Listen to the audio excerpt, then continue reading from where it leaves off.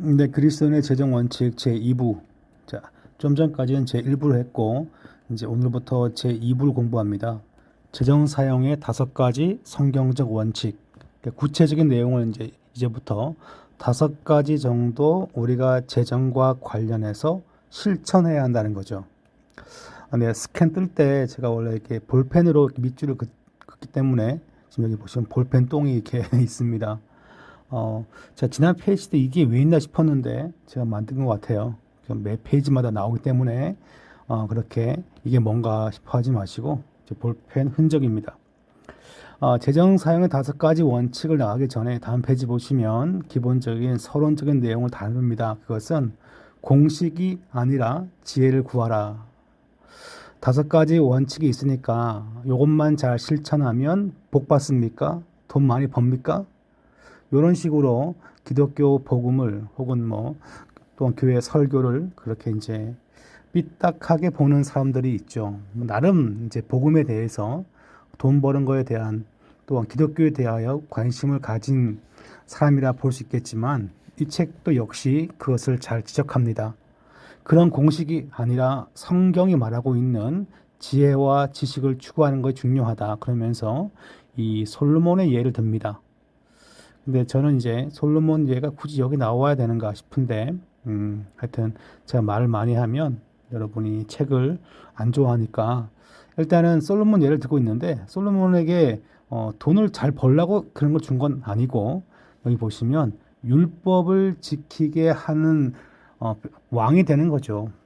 그 지혜와 총명을 주어서 그게 목적인데 다 무조건 돈과 관련시켜서 적용을 해보려고 하니까 전 그런 면에서 이 저자와 약간 좀 결이 다릅니다.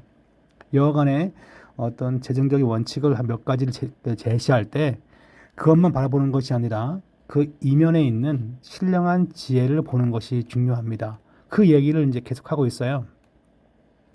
지혜와 총명이 있고 원칙과 공식이 있다라고 할 때 우리는 어떤 법칙을 잘 외우면 돈을 잘 벌겠다 싶지만 그 뒤에 있는 지혜와 총명, 영적인 교훈을 깊이 있게 알 필요가 있다가 그렇게 볼 수 있습니다. 그래서 사람들이 이제 이런 책을 보거나 혹은 재정에 대한 책을 보거나 공부하거나 재정 세미나에 참석하면 돌아와서 잘 안 된다 그런 말을 많이 한다는 거예요. 그 이유가 피상적인 공식만 이 책에 말하고 있는 다섯 가지 공식만 따라보자. 예, 그 의도가 악한 것은 아니지만 어리석은 의도입니다. 지혜와 총명, 하나님의 말씀에 지혜를 아는 것이 우선적이죠. 그러니까 솔로몬이 형통할 수 있었던 것은 다윗의 원칙을 물려받았기 때문만이 아니라 하나님의 지혜를 구했기 때문이다. 약간 좀 아리까리한데 말이 이렇게 틀린 말은 아닌 것 같은데 완전히 맞는 말은 아닙니다. 솔로몬의 형통과 관련해서 그가 초기에 형통했던 것은 무엇입니까? 신령한 지혜를 구한 것이 아니라 하나님께 간구한 거죠. 그게 중요한데 이 책도 기도를 되게 강조합니다. 그래서 약간 좀 이렇게 모든 문장이 성경과 관련된 문장이 이렇게 완벽하게 이렇게 매칭은 되는 건 아닙니다. 그 다음 페이지 보시면 지금부터 5가지 재정 원칙을 살펴볼 텐데 그것만 아니라 지혜와 명철을 받을 것을 기도해라. 그렇게 권면합니다. 자, 이제 그 다음 페이지 또 더 나와 있네요. 지금 여기 보시면 이게 있어요. 능히 모든 은혜를 우리에게 넘치게 하실 수 있는 분이시다. 그 얘기는 항상 그냥 자동적으로 내가 하나님의 은혜를 받고 복 받는 자가 되는 것이 아니란 거예요. 거기에는 조건이 있다. 조건은 뭐냐? 믿음을 가지는 것인데 참새 믿음이다. 참새란 단어가 별로 안 좋아서 참새가 촉새 같아가지고 느낌이 좀 안 좋은데 그렇지만 참새 믿음은 그거죠. 하나님이 다 공급한다는 거죠. 그 믿음을 가지고 기다리고 인내하며 그런 자에게 주신다. 그런 믿음이 필요하다. 그렇게 볼 수 있겠죠. 그 다음 페이지 보시면 형통이란 정의를 다시 한번 보면 하나님이 지시하신 것을 우리가 이룰 수 있도록 주시는 넉넉한 공급하심이죠. 형통을 잘 먹고 잘 산다라고 보는 것은 인간적이고 만모니즘적이고 하나님의 공급이 넉넉하다. 그렇게 본다면 좋은 표현 같습니다. 첫 번째 세상에서 우리가 하나님의 풍성함을 누리는 첫 번째 법칙은 하나님의 것을 구별하라. 그게 다 지워졌나 봅니다. 제 잉크가 지워졌나 봐요. 안 나오네요. 하나님의 것을 구별하라. 하나님의 것은 무엇이 있을까요? 하나님의 것을 구별하라. 밑에 보시면 다시 한번 영과 진리, 영적인 면과 삶의 측면을 이렇게 구별합니다. 전 요 진리와 삶이 연결되는 게 약간 좀 아리까리한데 하여튼 이건 저자의 방식이니까 은혜를 받고 또한 뭐가 있습니까? 기본 원칙을 지키는 거죠. 우리가 주님의 백성으로 성장하고 바뀐 신분이 있으면 지켜야 할 진리, 법칙이 있다는 겁니다. 첫 번째는 만몬의 영을 끊고 인식하고 끊으라. 참새 믿음을 가지라. 세 번째가 바로 이제 11조를 드려라. 그래서 이번 섹션은 11조 얘기가 좀 내용이 좀 깁니다. 그래서 간단하게 정리할 수도 없고 너무 디테일하게 볼 수도 없고 그래서 두 번 나누어서 그렇게 다뤄봅니다. 지금 시간이 한 6분쯤 지나는데 한 20분 만에 끝내보기로 그래도 페이지가 길어요. 네, 그 다음 페이지 오시면 이렇게 말합니다. 재정 원칙 중에 첫 번째 씨 뿌리기는 11조를 의미한다. 이 얘기는 앞선 장에서 우리가 공부할 때 하늘 보화를 얘기할 때 입금과 출금을 얘기했죠. 11조를 입금과 관련하여 이해하고 있다라고 그렇게 정리할 수 있습니다. 그러니까 이제 저자는 입금이라 말하지 않지만 전체적인 뉘앙스가 그런 거죠. 그럼 무엇을 드리는가 봤더니 수입의 11조다라고 나와 있는데 이제 이런 질문이 됩니다. 총 수입의 11조냐, 세금을 제한 수입이냐, 뭐 그렇게 볼 수 있습니다. 세전이냐, 세후냐, 혹은 장사하시는 분들은 순수익이냐, 전체 매상이냐, 뭐 그렇게 볼 수 있을 거예요. 장사하시는 분들은 뭐 순수익에 하는 게 원칙이고 총 수입이냐, 그러니까 보통 이제 그 월급쟁이는 세후 그게 다 날라 오니까 세후에 대한 게 일반적인 것 같아요. 근데 이제 이 책의 저자는 세전으로 해라 이렇게 나와 있습니다. 세후를 했을 때는 나중에 세금 리턴 되었을 때 세금을 수입이 적으신 분들은 세금이 좀 돌아오죠, 그죠? 연초에 지금 이제 자녀 장려금 받을 시기인데 거기에 대해서도 11조를 해야겠죠, 그죠? 세전을 했으면 다른 건 할 필요는 없겠지만 뭐 이제 이런 소소한 것들을 이제 지금 이렇게 사람들이 질문을 한다는 거예요. 근데 중요한 게 바로 여기였습니다. 어떻게 하면 내가 쓸 돈이 더 많이 남을 것인가라고 생각하면서 11조를 어떻게 정하냐가 중요한 게 아니라 하나님이 그분의 것이라고 말씀하신 것을 돌려드리는 거예요. 10%를. 이게 중요한 11조 정신이거든요. 그게 아니라 내가 어떻게 하면 뭐 생활비에 11조를 드릴게. 뭐 공과금을 제하고 생활비에 11조 드릴게요. 그렇게 말씀하는 사람도 있고 말씀하지 않지만 그렇게들 하고 있어요. 근데 이제 그런 거에 대한 걸 우리가 말할 때 하나님의 것을 돌려드려야 한다. 라는 정신을 갖고 있냐는 거죠. 이 책의 저자가 말하고 있는 중요한 포인트입니다.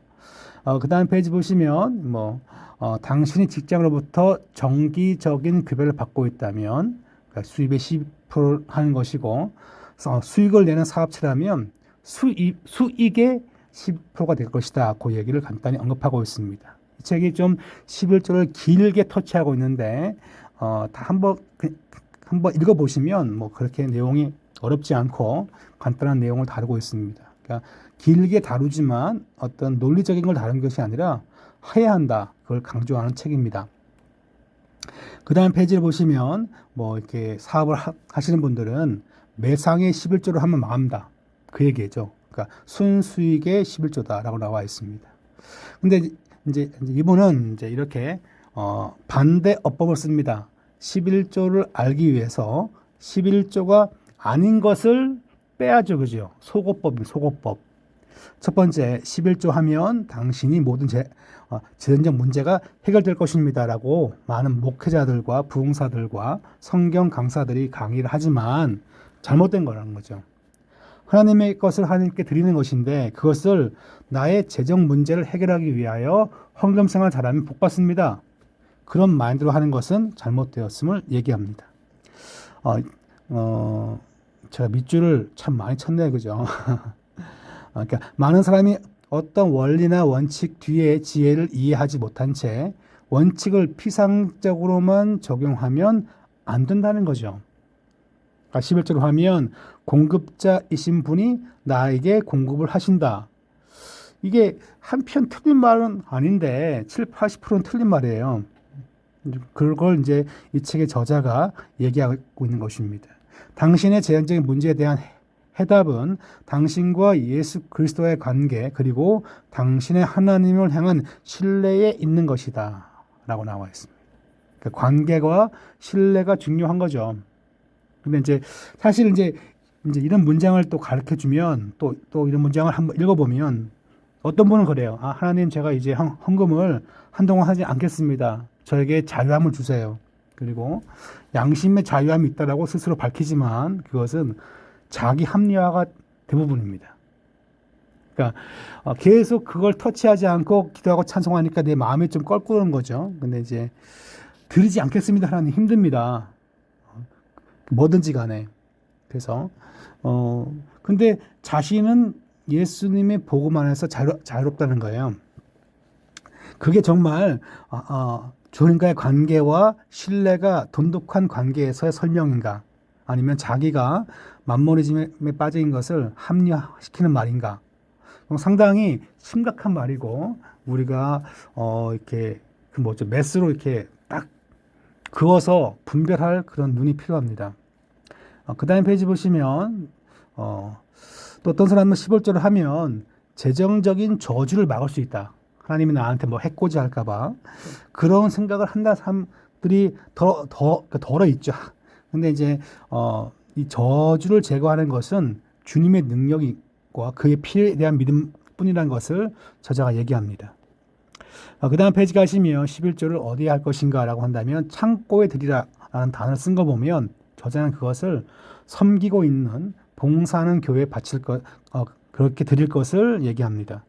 어떤 분들은 11조 드리지 않고 헌금을 모아서 선교단체나 방송사역 그리고 미션스쿨 같은 데다가 기부금을 내기도 합니다.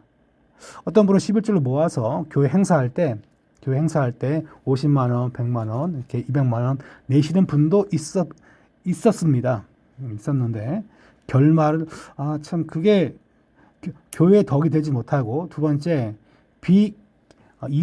비정상적으로 사람들의 마음을 훔칩니다. 그게. 그래서 그러니까 내가 뭐 성가대 하다가 내가 이번에 회식비를 그냥 교회에서 조금 나오는데 내가 이번에 100만 원 내겠습니다. 그러면 성가대 한 20명 회식하는데 100만 원이면 진짜 괜찮은 뷔페 가서 먹고 차도 최상급으로 마시고 돌아올 수 있겠죠. 그러면 이제 처음에는 저 친구가 11조 하지 않고 하는구나 라고 사람들은 생각하지만 그렇게 몇 년 하면 성가대 대원들은 다 그 사람을 좋아하게끔 됩니다. 저 사람이 말이 좀 험하지 저 사람 좋은 사람이야 라고 생각하는 거죠. 그것을 헌신이라고 생각할 것입니다. 그러니까 비정상적인 리더십이 만들어지는 거죠. 그래서 상당히 이제 어디 할 것인가 이것도 중요한 부분이고요. 언제 할 것인가 때에 지나면 안 되고 공급받을 때 하는 것이 정상적이고 어떤 투자하신 분들은 수익이 났을 때 그때 하는 것이고 지금 여기 보면 질문이 있어요. 질문을 만들 수 있는데 아파트를 샀는데 1억쯤 올랐어요. 그리고 쭉 살고 있는데 그거 어떻게 할까요, 여러분? 팔 때 할까요? 팔 때 하지 않습니다. 왜냐하면 팔 때는 또 더 큰 걸 또 사야 되니까 쓸 때 쓰죠. 그러니까 아까운 거죠. 그럴 때 어떻게 하는 것이 답인가? 이 책의 저자는 말하기를 부동산이 한 얼마 올랐으면 당연히 거의 11조 해야 된다. 그 얘기고 증권 샀는데 그 주식이 이제 올랐습니다. 그래서 그럴 경우는 대부분 다 하지도 않죠. 그죠? 다음을 위한 재투자라고 하면서 딴 데 다시 꼬라박습니다. 자, 가장 중요한 건 이것인데 왜 하는가? 왜 하는가? 아무도 하지 않습니다. 뭐 한다고 뭐가 생깁니까? 신약 시대에 나는 정말 자유롭게 예수 그리스도의 복음에 자유롭게 삽니다라고 말할 수 있죠. 지금 여기 보시면 가장 첫 번째 이유가 옛적 길, 곧 선한 길 이렇게 나와 있어요. 이 표현이 재밌습니다. 옛적 길, 선한 길. 밑에 보시면 어떤 예를 들고 있는데 누가 이렇게 말한다는 거죠. 글쎄요, 우리는 이제 주님의 은혜 아래 있는데 구약의 원칙을 지킬 의무가 없지 않나요? 라고 말한다. 틀린 말은 아니라는 거죠. 구약에 우리가 그 율법에 매여 있을 필요는 없지만은 이걸 통하여서 하나님께서 원하시는 뜻과 영적인 유익을 얻습니다. 그래서 이 친구는 중력의 법칙과 같다는 거죠. 우리가 중력을 싫어한다고 해서 그냥 죽는 건 아니지만 중력의 법칙과 거슬러서 빌등 위에서 뛰어내리면 영적과 또한 신앙적과 또한 육신의 유익이 아니라 해악을 당하게끔 될 것입니다. 그러니까 이제 이것은 취사 선택인 것인데 하나님이 아무리 당신이 거듭나기를 원한다고 해도 그리스도를 영접할 것인가 말 것인가를 온전히 당신의 선택이다. 누구도 강요하지 않습니다. 그러나 선택을 하면 뭡니까? 유익이 존재한다는 거죠. 그 얘기예요. 뭐 다른 예를 들어보자 해서 나왔는데 간음이나 간통을 저지르지 않으면 더 잘 살게 되는 건 맞죠. 근데 간통과 간음을 해가지고 지옥 가는 건 아니죠. 그리고 우리는 자유롭습니다. 성적 자율권이 있다라고 자기 결정권이 있다고 말은 하겠지만 이것을 해버리면 행복은 그만큼 떨어지는 것이죠. 그 얘기예요. 그래서 옛날부터 전해오는 귀한 원리다. 그래서 옛적 그다음에 이제 뭐 선한 길이다. 그렇게 설명한 것입니다. 또 다시 사람들이 말합니다. 이건 율법이잖아요. 전 율법을 지킬 필요가 없습니다. 네, 우리 성도는 율법을 지킬 필요가 없다는 것은 구원에 이르기 위하여 지킬 필요 없다는 것이죠. 자, 이렇게 말합니다. 꼭 그렇게 해야만 하는 것은 아니다. 그러나 다시 말하지만 안식일의 원칙을 깨고 자, 6일 동안만 일하기로 결정한 후에 7일 내내 일했던 것보다 훨씬 더 많은 일들을 하게 되었다는 간증을 수없이 들을 수 있다. 하나님께서 성도에게 성공적 삶을 살기 위하여 율법이란 길을 주었다면 그것은 율법주의로 지키는 것이 아니라 하나님이 보여주신 성공적 삶을 위한 방법으로 택할 수 있다. 그렇게 볼 수 있는 거죠. 자, 하나님께서 우리에게 이런 계명 주시는 그 이유는 법으로 우리를 억누르거나 제한하는 것이 아니다. 하나님은 이런 원칙을 지키며 사는 것이 우리에게 실제로 큰 유익이 될 것을 아시기 때문이다. 상당히 지금 이 친구가 아주 표현을 잘 하고 있습니다. 율법과 행실에 있어서 이걸 상당히 잘 설명하고 있는 거예요. 페이지 넘기면 안 되는데. 자, 그 다음에 페이지 보시면 이제 만약에 그걸 나의 자유로 하지 아니하면 율법을 마지막은 뭡니까? 기독교 정신이 해체가 되고 심지어 헌금과 관련되어서는 나중에 교회 존립과도 다 연결되어지겠죠. 자, 지금 여기 보시면 아주 설명을 아주 잘했습니다. 트레보 진짜 잘한 거예요. 지금 이렇게 설명합니다. 안식일 준수, 11조, 자녀 축복, 성적인 순결 같은 율법은 사실상 중력의 법칙과 같은 것이기 때문에 중력의 법칙 역시 법의 일종이다. 그러니까 예법이고 선한 길을 알려주고 있기 때문에 그렇습니다. 중력의 법칙이 법이라면 난 그 법을 따라 살지 않을 겁니다 라고 한다면 그게 내가 진짜 복음 안에서 진짜 자유함일까요? 저자는 말하기를 높은 건물이나 절벽에서 뛰어내릴 자유가 있다. 그러나 뛰어내리면서 나는 중력의 법이 아니라 자유의 법으로 살래요 라고 한다면 설명을 아주 잘했습니다. 자, 그 다음 페이지 가시면 명령을 어길 때 벌을 주었던 육신의 아버지처럼 11조를 하지 않으면 벌을 준다는 개념은 잘못된 것입니다. 극단적으로 이거 이거 안 하면 벌 받아. 네, 그러진 않습니다. 벌이 있는 것이 아니라 내가 무엇을 쫓아가고 있는가를 이걸 통해서 볼 수 있죠. 그래서 제가 그 옆에 보시면 몇 가지로 정리했습니다. 그냥 글을 읽다가 지은이가 이렇게 쓴 건, 그러니까 저자가 이렇게 말하는 건 아니지만 이 법이 갖고 있는 유익한 게 뭐냐라고 한다면 11조에 대해서 첫 번째, 하나님은 11조를 사용하여 우리의 마음에 참새 믿음을 자라도록 하신다. 두 번째, 11조를 통해 우리는 기적을 경험하게 된다. 10%가 없지만 그렇지만 하나님께서 공급하시고 도우시고 하는 것을 삶 가운데 경험하는 거죠. 나를 훈련시키는 방법이에요. 경험을 한 번, 두 번, 세 번 하면서 축적되어지는 거죠. 그 말하고 있습니다. 세 번째는 옛적 선한 길을 따라가기로 선택함으로써 자신의 재정에 하나님이 역사하시도록 내어 맡깁니다. 10%가 정말 없으면 큰 거죠. 큰 건데 하나님의 도우심을 더 강구하고 나가니까 신앙적 유익과 실제 은혜를 체험하게끔 되는 것입니다. 자, 그 다음에 하나님이 원하시는 것은 돈이 아니라 뭡니까? 드리는 상도의 마음이다. 마음. 마음이 있으면 가게끔 되어 있습니다. 뭐든지. 성탄 선물 가운데 초등학생이 받기 싫은 선물 2010년도에 넘버 2가 그게 부모님의 마음이라고 했대요. 그러니까 그게 뭐냐면 부모님이 야 엄마가 돈이 없어 그냥 올해는 엄마의 마음만 받아. 그러면 이제 그건 뭡니까? 마음이 아니죠, 그죠? 예. 그러니까 본인이 아플 때, 본인이 힘들 때, 본인이 부모님을 섬길 때는 돈을 쓰는데 왜 자녀한테는 힘드니까 올해는 선물 없어라고 해버리냐는 거죠. 진짜 마음이 있으면 그 부모님의 마음은, 그러니까 성탄 선물은 부모님의 마음이야 그랬을 때 그거는 가짜 선물이죠. 그 마음이 없는 거니까. 진짜 마음이 있으면 하나님은 나의 공급자이시고 난 만몬의 영의 지배를 받지 않습니다 라는 것을 마음으로 보여주는 것이죠. 그걸 11조의 외형적 정신이라 볼 수가 있겠죠. 11조는 하나님의 공급자로, 자, 하나님을 나의 공급자로 믿는 믿음을 행동으로 표현하는 것이다. 그러니까 헌금행위 자체가 믿음의 표현인 거죠. 그러니까 여러분이 11조 아니어도 뭐 감사 헌금이라든가 그 모든 것들을 형식적으로 하시는 분도 있겠지만 그러니까 대부분의 성도들은 그것을 형식이 아니라 마음의 고백이죠. 그러니까 믿음을 행동으로 드러내는 것입니다. 뭐를요? 하나님은 나의 공급자. 자, 두 가지 극단적인 예가 있죠. 자, 극심한 궁핍을 통해 참새 믿음을 배울 수 있다.